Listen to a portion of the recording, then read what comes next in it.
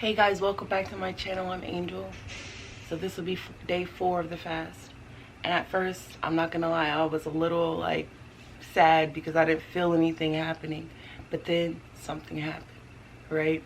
I had this overwhelming sensation of sadness, anxiety, and fear.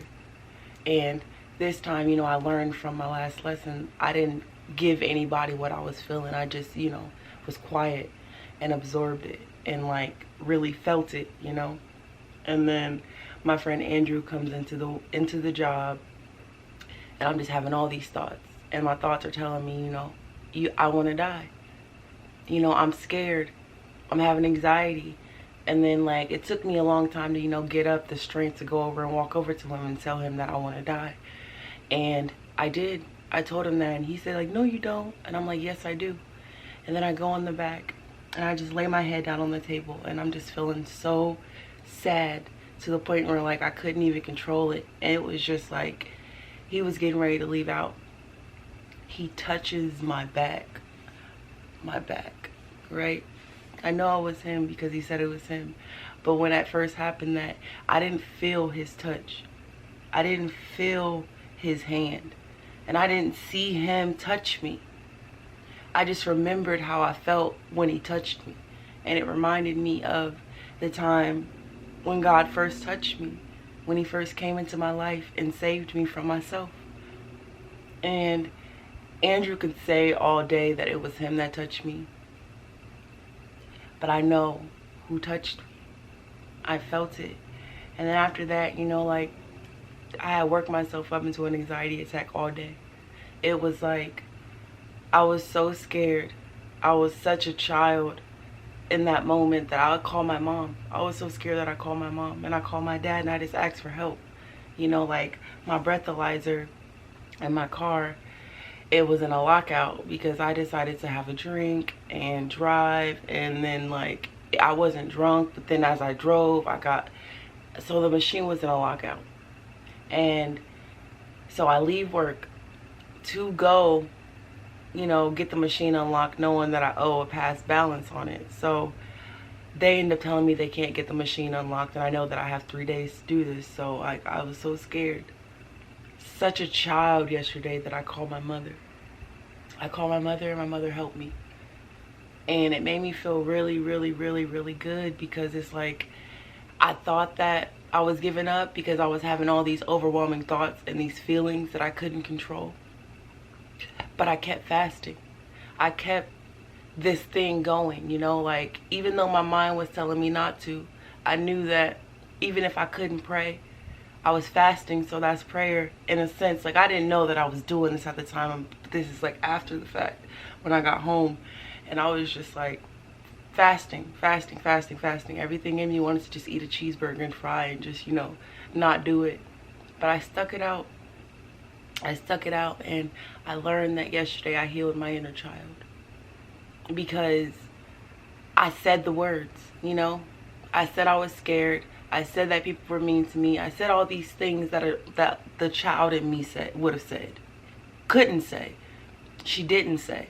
So yesterday, for the first time in my life, I felt myself let my inner child die, because she finally said the words. She said that she was scared. She said that she wanted to die. And that wasn't me.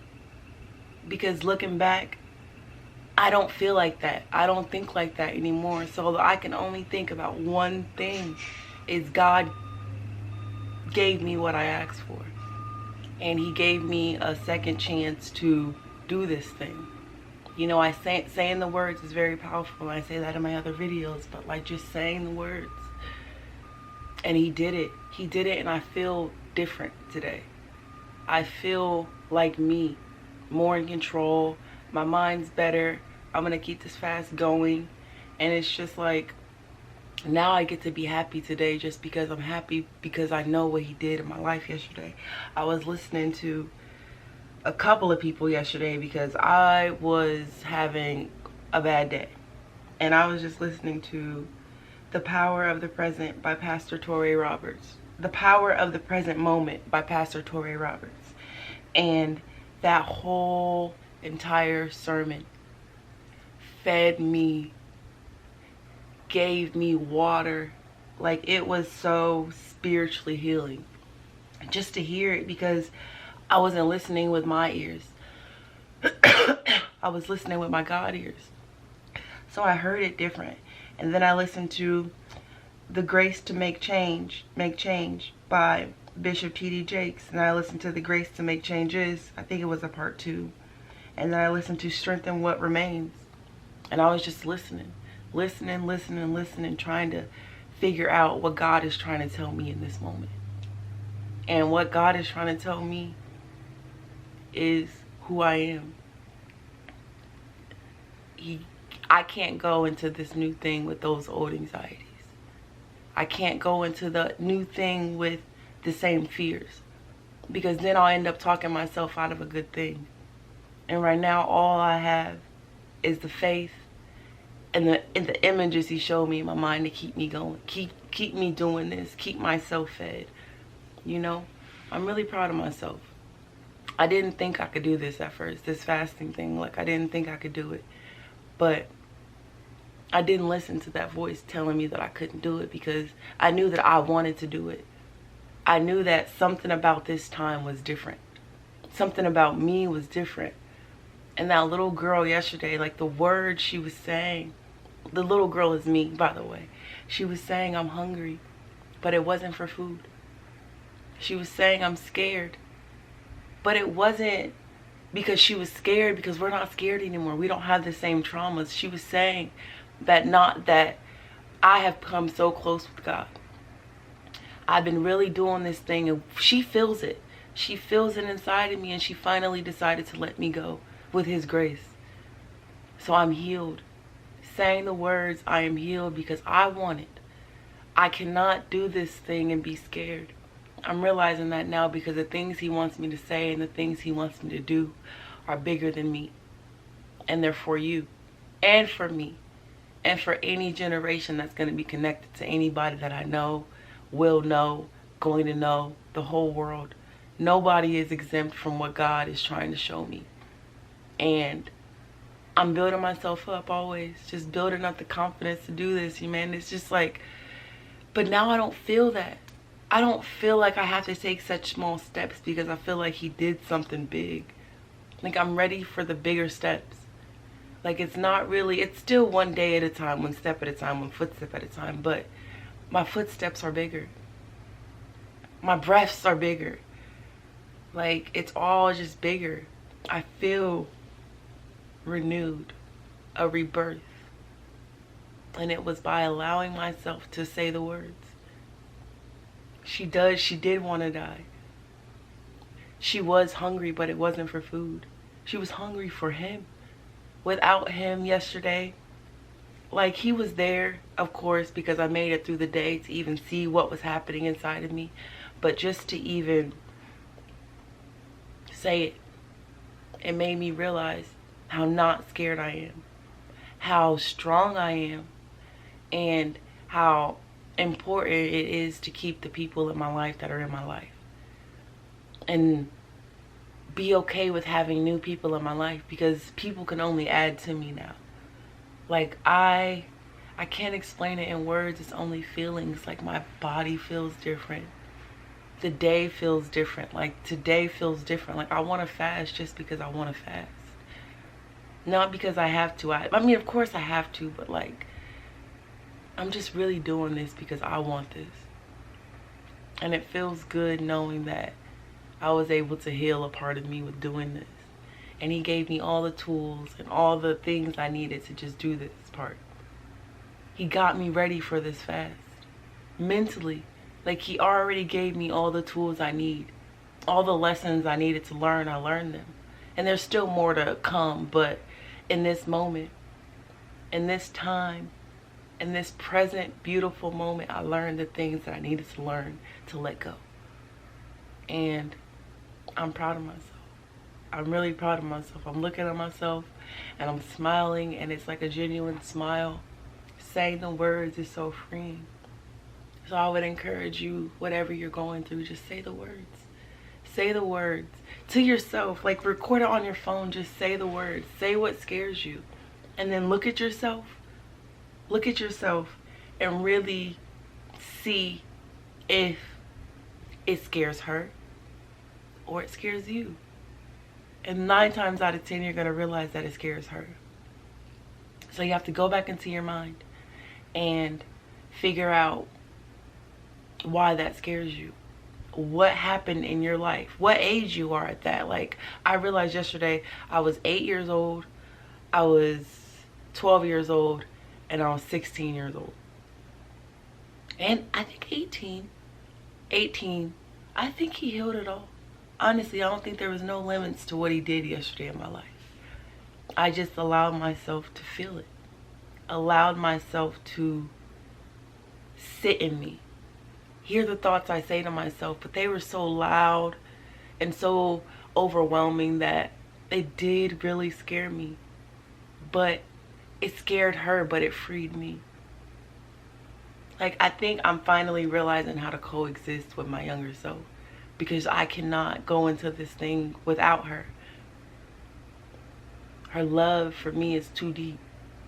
It's too deep. She loves me and she's looking up to me. She's so proud of me. I'm proud of me.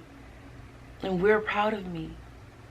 And just realizing what I have to take with me and the things I have to let go. That's the thing. And just looking in the mirror and telling myself the best things about myself, because there's no one that looks like me. There's no one that has my story. Like, even my sisters and me, like, we have the same story, but we don't have the same demons. We don't have the same anxieties. We don't have the same fears. We're two completely different people that have similar trauma, but we don't see it the same. We didn't heal the same. We're not healing the same. And I know now what God is doing in my life, and I love this. I love that I'm able to be a part of this. I love that he came and he saved me from me. I love the relationship I'm building with my daughter. I love that the relationship that I'm going to have with my son is going to be a really strong relationship. It's going to be on, like, the best mother-son relationship ever. Because I know who he is. And I know that he has something in him. I know that my daughter does too, but my son, like, it's a boy, so it's like completely different. All I have to do to heal my child is heal myself. My Maya. But my son, I know now why God gave me his dad as the father of my child. Because his bloodline, the people in his family need the love that I'm ready to give now. And they will only believe it. They will only see it when I give it to him. When my world changes, they're going to wake up. And I want to wake up anybody, everybody. The whole world needs to feel like this. The whole world needs to see like this, because what I'm feeling cannot be explained in words. There are no words, it's just feelings. And I'm really in touch with my inner Eve and my feelings now. So just saying this and just looking at myself and just becoming everything. Becoming my highest version of me. Becoming my daughter's hero, a role model, someone she can look up to. Someone she doesn't have to fear. And I'm now strong enough to do all these things. I'm now understanding why I went through everything that I went through. Why it was so hard. Every day of my life was so hard. I cried so much, but I never cried tears. I cried inside. And those tears turned into anger. And then there were no more tears.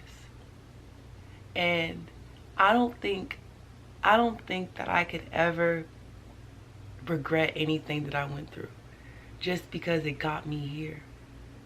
Like, all that stuff happened to me because now I'm in a position to tell people what happened to me, you know, what's happening in my life, the things and the how I'm changing, so I can help you because I realized that I went through all that stuff because there's going to be similar people just like me with the same stories, going through the same trials and tribulations and obstacles.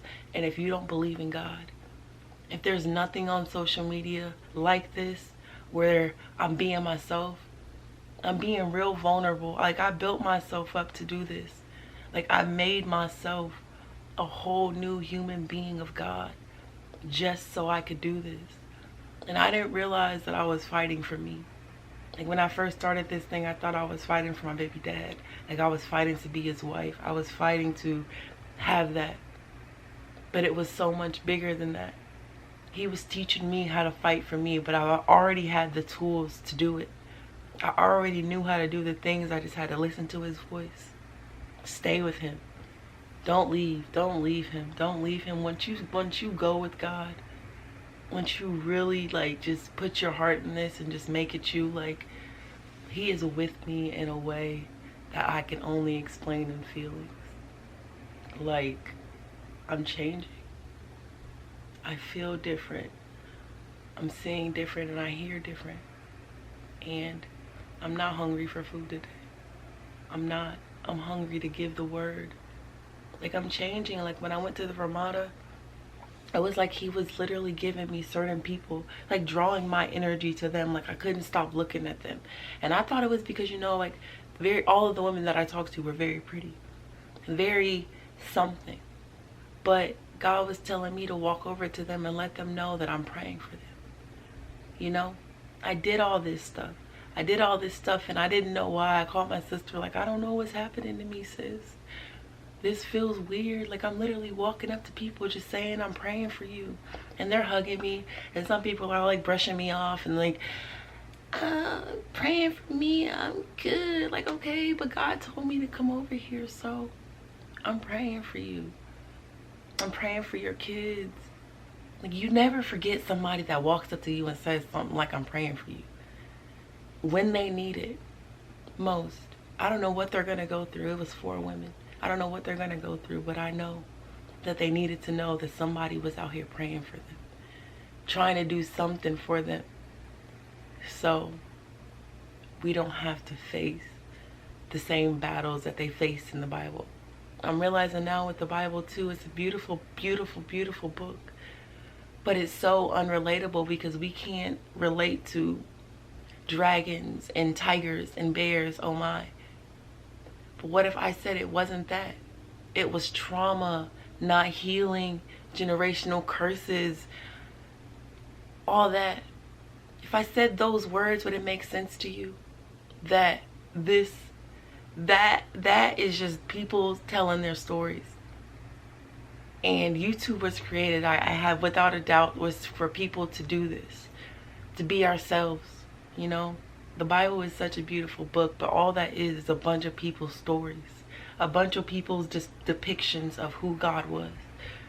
But in that book, that doesn't really describe who God is, because who God is bigger than that book. There wouldn't be a book big enough to contain everything that he has, everything that he wants to do in this world. All that is a bunch of stories and depictions of who those people were in that time. And they might have seen their demons and their trauma and their anger and all these emotions as dragons and tigers and bears, but like for us it's different. And I feel like that's why God is really building me up, because I'm seeing that it's different. Like, I get it. I really do get the tigers, and because some people's demons look like that. But some people's demons look like demons. And the only word I can think to explain that shit is just trauma. Years and years and years of generational trauma. From our mothers to our mothers to our mothers to our mothers to our mothers. All this stuff has happened to so many of our women. Why wouldn't it happen to us? He's telling us that if we don't tell our stories now, our kids live our stories on accident. They're going to walk right into our footsteps. I'm saying this from experience because I did not know my mother's story. But I gave myself her same story. I didn't know her trauma, but I walked her same trauma. I didn't know her footsteps, but I followed them. Like, it was all these things, all this hidden knowledge that I needed to be this woman that she didn't give me. That I'm now realizing that she wasn't supposed to give it to me. He was. So I can give it to her. My mother still needs this. There's so many people connected to me that need this. They need me and my highest self, thinking clearly, being clearly, hungry for things besides food. I'm hungry to give you this word, this thing that he put down inside of me. Like, I'm ready to do it. And I want more. I want more of this. Like, I'm definitely going to add fasting to just something I regularly do. Because without eating, without having the temptation of food to distract me, I was hungry for something other than food for the first time in my life. I was hungry for him. And he fed me. Not literally, like, it wasn't food, guys. It wasn't literally food. He fed me knowledge. He gave me the tools and the resources that I needed to get through this fast and not be hungry. Be hungry only for him. Because I'm looking at these people and they're so... I'm talking about the bishops and Pastor Torre. Like, I'm looking at these people and I want that light that they have on them. I want to do those big things. So I'm looking up to these people that I've never met. Just drawing strength off them because God built them up. Gave them the testimony to give me so I can be strong enough to do this, and I'm there. I'm there and I feel it. A moment of silence and we're starting now.